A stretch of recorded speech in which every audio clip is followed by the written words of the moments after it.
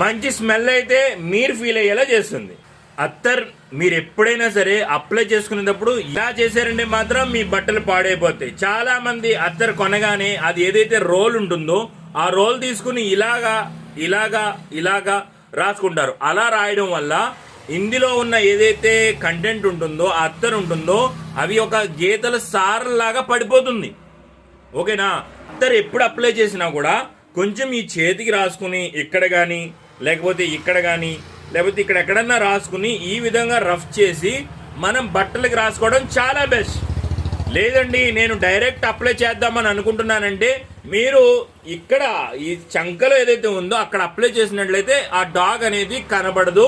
అది ఎక్కడో అక్కడే ఉంటుంది. ఆ డాగ్ అనేది అయితే మీకు కనబడడం అనేది జరగదు. లేదు నేను డార్క్ గానే అప్లై చెయ్యాలి అని అనుకుంటున్నాను, డైరెక్ట్ గానే అప్లై చెయ్యాలి అని అనుకుంటున్నానంటే ఇలాంటి కలర్ బట్టలు వేసుకున్నప్పుడు డైరెక్ట్ గా అప్లై చేసుకోవచ్చు.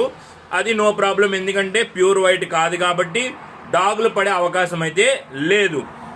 అయితే ఇక్కడ రాసుకోవడం వల్ల ఏమవుతుంది అని అంటే మనం భోజనం చేయాల్సిన పరిస్థితి వచ్చినా లేకపోతే ఏమైనా తాగుతున్నా తింటున్నా అదే వాసన రావడం అనేది అయితే జరుగుతుంది. సో దానికోసం అత్తర్ ఎప్పుడు కూడా ఇక్కడ లేకపోతే ఈ సైడ్లో రాసుకుని మీరు అప్లై చేసుకోవడం అనేది ప్రయత్నించండి. లేదు రెండోలాగా వాడగలను అని అంటే కొంచెం దూది తీసుకుని ఏం చేస్తారంటే ఆ దూదికి రాసి ఈ చెవు దగ్గర ఈ కార్నర్లో పెట్టుకోవడం అనేది మన పెద్దల అలవాటు.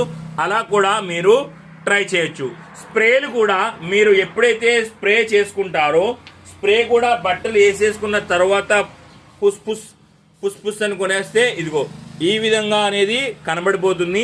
మీరు రోడ్డు మీద వెళ్ళగానే ఆ దుమ్ము ఉండడం వల్ల ఏమవుతుందంటే ఫేస్ అంతా కూడా దుమ్ము చేరిపోతుంది అనమాట. సో దానికోసమే ఎవరైతే స్ప్రేలు వాడే వాళ్ళు ఉన్నారో డ్రెస్ ముందుగా బయటికి తీసేసుకుని డ్రెస్ వేసుకునే ముందే బెడ్ మీదో లేకపోతే ఎక్కడో తగిలించి ఉంటాయి కదా అప్పుడే స్ప్రే చేసేయండి.